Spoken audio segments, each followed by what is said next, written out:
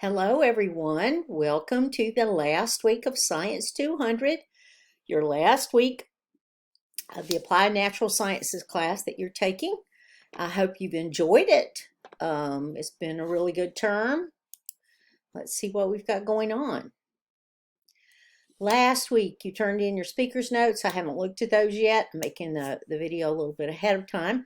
So I will be taking a look at those to see how you did in explaining your presentation. Hopefully you did fine because you already had your whole final project all written out, and we'll see how that goes. So this week you've got discussion board postings. Remember, the initial post is due by Thursday night before midnight, and the two other posts are due by Sunday night, and that is the end of the term. So your initial post is, what are the challenges that you had in presenting to your particular audience that you have chosen? And did your sources help you in addressing your audience? Maybe they gave you the information, but then you had to figure out how to word it. And just think about it this way. It depends on the audience that you are presenting to as to the level of information that you're giving. Do you have to define terms? Do they already know all of these terms? Do they understand the science? Or are they completely oblivious to the science of this particular topic?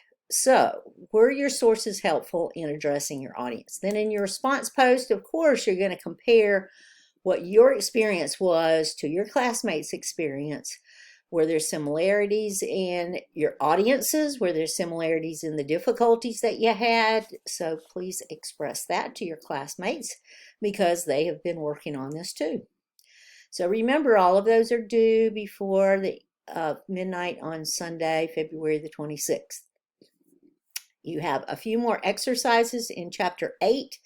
Chapter 8 in your Sumo web text is all about finishing up the Deepwater Horizon oil spill topic and how it was communicated to the public and to tourists, which is very important because what's the main source of income for people all along the Gulf of Mexico? Tourism. Fishing is up there too, but tourism is a very great industry all along Texas, Louisiana, Mississippi, Alabama, Florida, all along the Gulf Coast there. So, how was this information communicated to the public? And I can bet right now it's not being published very much, but anyway, we are still feeling effects from that oil spill. Your final presentation is due by Sunday night, and these are your slides. So it's between 5 and 7 slides. Make sure you use the headings for each of the slides so that I know which one is which. If I have to guess, then I may guess wrong, and you don't want that. You want me to grade exactly like you presented the information. So your final presentation includes slides. Make sure you have graphics. That is terribly important. If you just put a bunch of words on the screen, who wants to look at that, right? So you want to have an impactful graphic of some type, a photograph, a drawing, a cartoon even, whatever it is. Just something to give impact to your particular topic. If it's an electric car, maybe a picture of a Tesla. If it's the conservation of tigers, you want a picture of a tiger. If it's GMOs, you want a picture of some crops. Maybe you want a picture of or a graphic of the process, how genes are inserted into these GMOs. Okay, so please be using graphics instead of all words on your slides. Use bullet points for your slides. You never have everything all written out in paragraph form on a slide for a presentation. That is so boring. The audience can read, so we don't need that. We just need bullet points, and bullet points for me as a presenter would remind me of what my topics are so that I don't forget anything. So you're turning that in, and final thoughts and tasks for the course. Please fill out your course evaluations because these help. These help me. These help my team lead who reads these. My team lead is, sort of my peer mentor over several of us together, and also my dean. That lets my dean know how I'm doing and how the course is doing, because some of the questions are on the course, some are on me.